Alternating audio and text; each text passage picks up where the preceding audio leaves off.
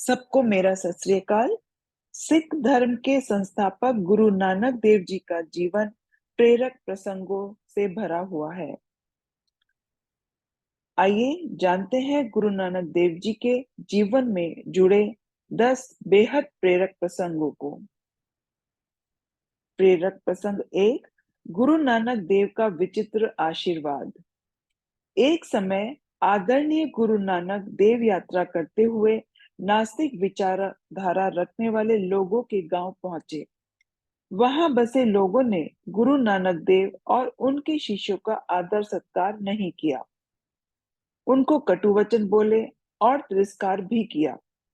इतना होने के बाद भी जाते समय ठिठोली लेते हुए उन्होंने गुरु नानक देव से आशीर्वाद देने को कहा, जिस पर गुरु नानक देव ने मुस्कुराते हुए कहा, आबाद रहो। भ्रमण करते हुए कुछ समय बाद गुरु नानक और उनके शिष्य एक दूसरे गांव समीपस्थ गांव जा पहुंचे।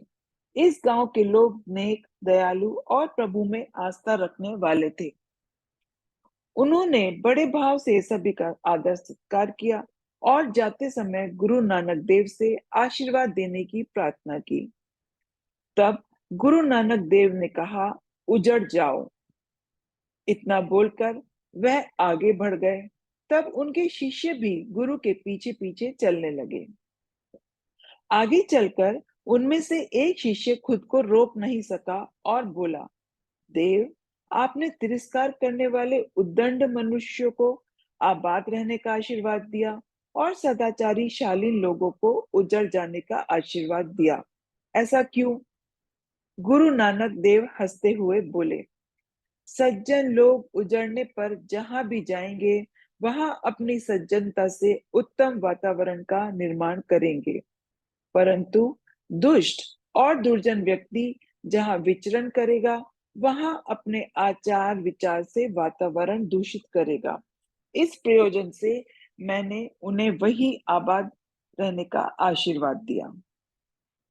अपने गुरु की ऐसी तर्कपूर्ण बात से यह शिष्य संतुष्ट हुआ और वो सब अपने मार्ग पर आगे बढ़ गए। प्रेरक प्रसंग 2, कामरूप देश की जादूगर रानी। एक बार गुरु नानक देव अपने दोनों चेलों के साथ कामरूप देश गए। वहां के लोग अपने काले जादू के लिए प्रसिद्ध थे। नगर में पहुंचते ही गुरु नानक एक पेड़ की छांव में ध्यान मुद्रा में बैठ गए। उनका चेला मर्दाना गांव के भीतर भोजन और जल का प्रबंध करने लग गया। दूसरा चेला बाला वही गुरु के पास रुका। एक जलाशय पर मर्दाना अपनी पानी की सुराही भरने लगा तो वहां उस नगर की रानी की दो बहनें आ पहुंची। उसने मर्दाना से वहां आने का कारण पूछा। मर्दाना के उत्तर देते ही वह दोनों हंस पड़ी। वह बोली कि तुम तो भेड़ बकरी की तरह बोलते हो, चलो तुम्हें भेड़ बकरी जैसा बना दें। इतना बोलकर उनमें से एक लड़की ने मर्दाना को भेड़ बना दिया और वह उसकी आवाज निकालने लगा। समय अधिक हुआ तो गुरु नानक और बाला को चिंता हुई। उन दोनों ठीक उसी जगह आ पहुंचे। इस बार उन दोनों लड़कियों ने बारी बारी मंत्र बोलकर वही टोटका गुरु नानक पर आजमाया, लेकिन उनमें से खुद एक लड़की बकरी बन गई और दूसरी लड़की का हाथ हवा में जमकर शिथिल हो गया। वहां मौजूद लोगों ने नगर की रानी को सूचना दी। वह फौरन वहां पर पहुंच गई। उसने भी पहले तो गुरु नानक पर अपना काला जादू आजमाया। कुछ ही देर में असफलता मिलने पर उसको पता चल गया कि उसका पाला किसी दैवीय शक्ति वाले संत से पड़ा है।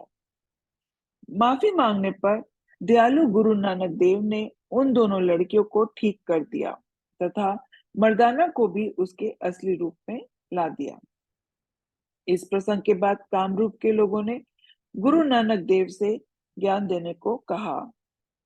गुरु नानक बोले, हमारे अंदर ईश्वर का वास होता है।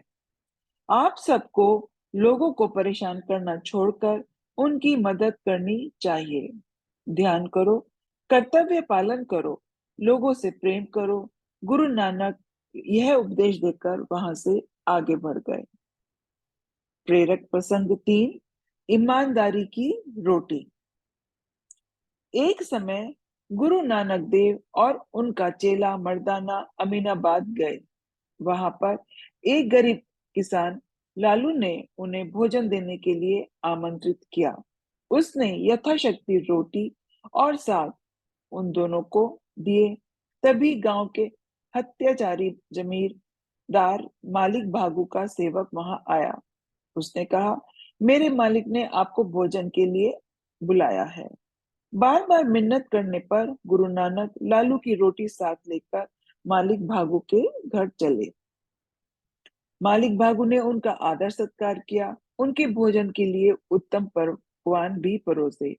लेकिन उससे रहा नहीं गया। उसने पूछा कि आप मेरे निमंत्रण पर आने में संकोच क्यों कर रहे थे? उस गरीब किसान की सूखी रोटी में ऐसा क्या स्वाद है जो मेरे व्यंजन में नहीं? इस बात को सुनकर गुरु नानक ने एक हाथ में लालू की रोटी ली और दूसरे हाथ में मालिक भागू की रोटी ली और दोनों को दबाया। तभी वक्त उसी वक्त लालू की रोटी से दूध की धारा बहने लगी और मालिक भागू की रोटी से रक्त की धारा बह निकली। गुरु नानक बोले, भाई लालू के घर की सूखी रोटी में प्रेम और ईमानदारी मिली हुई है। तुम्हारा धन अप्रामाणिकता से कमाया हुआ है।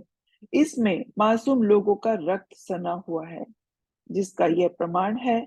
इसी कारण मैंने लालू के घर भोजन करना पसंद किया। यह सब देखकर मालिक भागू उनके पैरों में गिर गया और बुरे कर्म त्याग कर अच्छा इंसान बन गया।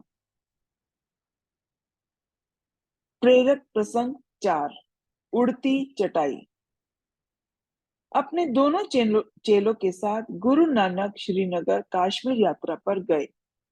वहां लोग गुरु नानक देव की सरलता से परिचित थे। एक दिन गुरु नानक वहां लोगों से भेंट करने के लिए आए तो हजारों लोगों की भीड़ उमड़ पड़ी। श्रीनगर में उस समय पर एक पंडित हुआ करते थे, जिनका नाम ब्रह्मदास था। देवी उपासना और आराधना में प्रवीण होने पर उनके पास कई असाधारण सिद्धि थी। अपना कौशल दिखाने के लिए ब्रह्मदास उड़ती चटाई पर सवार होकर गुरु नानक के पास पहुंचे। इस स्थान पर पहुंचा देखकर तो लोगों का जमावड़ा था, लेकिन गुरु नानक देव कहीं नजर नहीं आ रहे थे। इधर उधर झांक कर ब्रह्मदास ने लोगों से पूछा, कहाँ है गुरु नानक देव? तब लोगों ने कहा, आपके सामने ही तो बैठे हैं उड़ती चटाई पर सवार। ब्रह्मदास ने सोचा कि लोग शायद उसका मजाक बना रहे हैं, वहां गुरु नानक तो है ही नहीं। यह सोचकर वह जाने लगा तो उसकी चटाई जमीन पर गिर गई। इस घटना के कारण वहां खूब किरकिरी हुई। उसे अपनी चटाई कंधे पर लादकर घर जाना पड़ा। घर जाकर उसने अपने नौकर से पूछा, मुझे गुरु नानक क्यों नहीं दिखे? तब उसका शाली नौकर बोला, शायद आपके आंखों पर अहम की पट्टी बंधी थी। अगले दिन पंडित ब्रह्मदास विनम्रता के साथ चलकर वहां गया। उसने देखा तेज मुखी गुरु नानक वहीं विराजमान थे, वहां के लोगों के साथ सत्संग कर रहे थे। तभी ब्रह्मदास से रहा नहीं गया। उसने गुरु नानक से सवाल किया, कल मैं चटाई पर उड़कर आया था, लेकिन तब आप मुझे क्यों नहीं दिखे थे? तब गुरु नानक ने बोले, इतने अंधकार में भला मैं तुम्हें कैसे दिखता? यह सुनकर ब्रह्मदास बोले, अरे अरे, मैं तो दिन के उजाले में आया था। ऊपर आसमान में तो चमकता सूरज था, तो फिर अंधकार कैसे हुआ? गुरु नानक ने कहा, अंधकार से बड़ा कोई अहंकार से बड़ा कोई अंधकार है क्या? अपने ज्ञान और प्रकाश में उड़ने की सिद्धि के कारण तुम खुद को अन्य लोगों से ऊंचा समझने लगे। अपने चारों तरफ देखो, कीट पतंगे, जंतु, पक्षी भी उड़ रहे हैं। क्या तुम इनके समान बनना चाहते हो?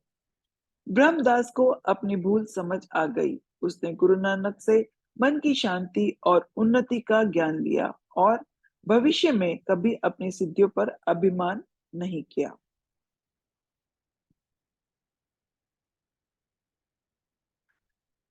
प्रेरक प्रसंग 5, पितृ मोक्ष।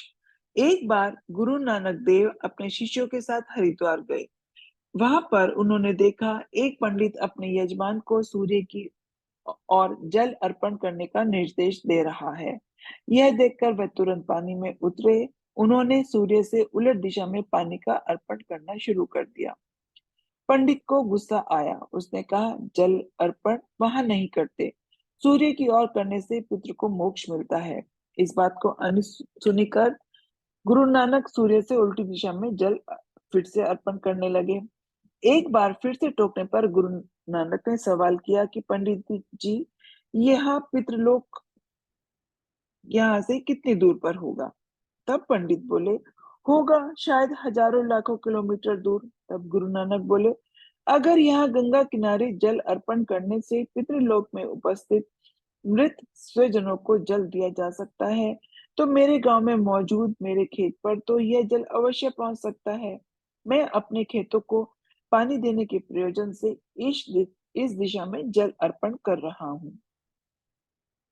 गुरु नानक की इस बात से यजमान और पंडित हंसे और उनकी बात का तात्पर्य भी समझ गए। प्रेरक प्रसंग 6, गुरु नानक देव की मक्का यात्रा। एक बार गुरु नानक के मुसलमान चेले मर्दाना ने कहा, यह मक्का मदीना जाना चाहता है। उसका यह मानना था कि एक मुसलमान जब तक मक्का नहीं जाता तब तक वह सच्चा मुसलमान नहीं कहलाता। कुछ ही दिनों में गुरु नानक मर्दाना और बाला तीनों मक्का की यात्रा पर गए। वहां पहुंचने पर गुरु नानक काफी थक गए। वह मुसाफिरों के लिए बनी आराम गाह पर जाकर आराम करने लगे। गुरु नानक को देखकर उस जगह काम करने वाला एक खादिम आग बबूला हो गया। उसने गुरु नानक से गुस्से में कहा, आपको इतनी समझ नहीं कि खुदा की ओर पांव रखकर नहीं सोते? तब गुरु नानक बोले, मुझे विश्राम करने दो भाई, मैं बहुत थका हूं। या फिर तुम खुद ही मेरे पांव उस दिशा में कर दो जिधर खुदा ना हो। तब खादिम को एहसास हुआ कि खुदा तो हर तरफ है। उसने गुरु नानक से माफी मांग ली। गुरु नानक ने भी उसको माफ कर दिया और मुस्कुराते हुए कहा, खुदा दिशाओं में वास नहीं करते, वह तो दिलों में राज करते हैं। अच्छे कर्म करो, खुदा को दिल में रखो, यही खुदा का सच्चा सदका है। प्रेरक प्रसंग 7, गुरु नानक और नाग। एक समय गुरु नानक अपनी गाय को चराने के लिए जंगल की ओर गए। पास में एक सूखा पेड़ का तना देख कर उसके नीचे वह विश्राम करने लगे। दिन का समय था, इसलिए धूप बहुत तेज थी। पेड़ की सूखी शाखाओं के बीच से कड़ी धूप गुरु नानक के चेहरे पर पड़ रही थी। तभी अचानक वहां पर एक बड़े फन वाला काला नाग आ पहुंचा और उनके सामने कुंडली मार के बैठ गया। थोड़ी देर में वहां से राय भुल्लर नाम का एक व्यक्ति अपने घोड़े पर निकला। उसने देखा एक व्यक्ति सो रहा है और जहरीला नाग उसे दंश देने की फिराक में है। यह सब देखकर वे बड़ी तेजी से गुरु नानक की ओर बढ़े, लेकिन जब वह करीब आए तो नजारा देखकर स्तब्ध रह गए। वह काला नाग गुरु नानक को दंश नहीं देने आया था। वह अपना फन में फैलाकर गुरु नानक के चेहरे पर पड़ने वाली तीक्ष्ण धूप को रोक रहा था। इस दिव्य प्रसंग से प्रभावित हुए राय भुल्लर आने वाले समय में गुरु नानक के शिष्यों में शामिल हुए। प्रेरक प्रसंग 8, बालक नानक का यज्ञोपवीत। कल्याण राय में एक बार अपने पुत्र नानक का यज्ञोपवीत कराने हेतु कुटुंब और परिचितों को आमंत्रित किया। बालक नानक आसन पर बैठे, मंत्रोच्चार शुरू हुआ। तब नानक ने पुरोहित से इस विधि का प्रयोजन पूछा। पुरोहित ने कहा, तुम्हारा यज्ञोपवीत संस्कार हो रहा है। हिंदू धर्म मर्यादा अनुसार पवित्र सूत को धारण करना कल्याणकारी होता है। इससे तुम्हें धर्म में दीक्षित कराया जा रहा है। नानक बोले, यह तो सूत का धागा है, गंदा हो जाएगा ना, और टूट भी सकता है। इस प्रश्न के जवाब में पुरोहित ने समझाया, मैला होने पर इसे साफ कर सकते हैं, खंडित होने पर इसे बदला जा सकता है। तब नानक बोले, देहांत के बाद यह शरीर के साथ जल भी जाता होगा। यदि इसे धारण कर लेने से शरीर, आत्मा, मन तथा यज्ञोपवीत में अखंड पवित्रता नहीं रहती, तो इसे धारण करने से क्या लाभ। नानक ने कहा, अगर यज्ञोपवीत धारण करना है तो अखंडित और अविनाशी यज्ञोपवीत पहनाओ, जिसमें दया का कपास हो, संतोष का सूत हो। ऐसा यज्ञोपवीत ही सच्चा यज्ञोपवीत है। हे आदरणीय पुरोहित जी, क्या आपके पास ऐसा सच्चा यज्ञोपवीत है। बाल नानक के इस सटीक तर्क की काट वहां मौजूद किसी व्यक्ति के पास नहीं थी। प्रेरक प्रसंग 9। गुरु नानक देव का सच्चा सौदा। एक समय की बात है, गुरु नानक जी के पिता ने उन्हें 20 रुपए दिए और मुनाफे का सौदा करके लाने को कहा। पिता की आज्ञा अनुसार नानक सौदा लाने निकले। रास्ते में चलते हुए उनकी भेंट एक साधु से हुई। वह सब बहुत भूखे थे, उन्हें विश्राम की भी जरूरत थी। तब गुरु नानक ने सौदा लेने की रकम उन भूखे साधुओं का पेट भरने में खर्च कर दी, और उसके बाद गुरु नानक ने यथासंभव उनकी सेवा की। युवा नानक के इस दयालु आचरण से साधुगण अत्यंत प्रसन्न हुए और उनको आशीर्वाद दिया। घर लौटने पर पिता ने सौदे के बारे में पूछा। तब गुरु नानक बोले, मैं सच्चा सौदा करके आया हूँ। जरूरतमंद की मदद करना ही सच्चा सौदा है। गुरु नानक की इस मानवतावादी विचारधारा से उनके पिता बहुत खुश हुए और उन्होंने पुत्र नानक को गले से लगा लिया। प्रेरक प्रसंग 10। गुरु नानक देव और कौड़ी। एक बार गुरु नानक देव जी अपने शिष्यों के साथ जगत का उद्धार करते हुए एक गांव पहुंचे। वहां गांव के बाहर एक झोपड़ी बनी थी, जिसमें कुछ रोग से ग्रसित एक आदमी रहता था। नानक देव जी उस कोढ़ी के पास गए और रात भर उस झोपड़ी में ठहरने की अनुमति मांगी। कोढ़ी को आश्चर्य हुआ कि एक तरफ जहां उसे पूरे गांव वाले, यहाँ तक कि उसके घर वालों ने भी अलग कर दिया, उसे कोई बात नहीं करता, ये लोग उसके घर में रात भर रहना चाहते हैं।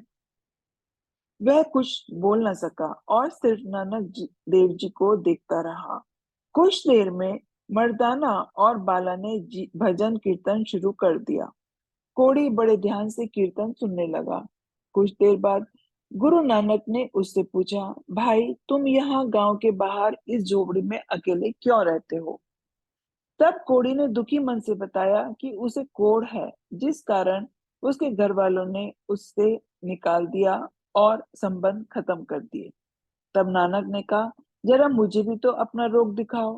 फिर जैसे ही वह कोड़ी नानक जी को अपना को रोग दिखाने लगा, एक महान चमत्कार हुआ। उसकी उंगलियां सीधी हो गई, सभी अंग ठीक से काम करने लगे। कुष्ठ रोग हमेशा के लिए खत्म हो गया। वह नानक देव जी के चरणों में लिपट पड़ा। नानक जी ने उसे उठाया और गले लगाकर कहा, प्रभु का स्मरण करो, लोगों की सेवा करो, यही मनुष्य के जीवन का मुख्य कार्य है। तो ये थे प्रसंग नानक के। हमें इनसे सीख लेनी चाहिए और अपने जीवन को कुशल बनाना चाहिए। सत श्री अकाल।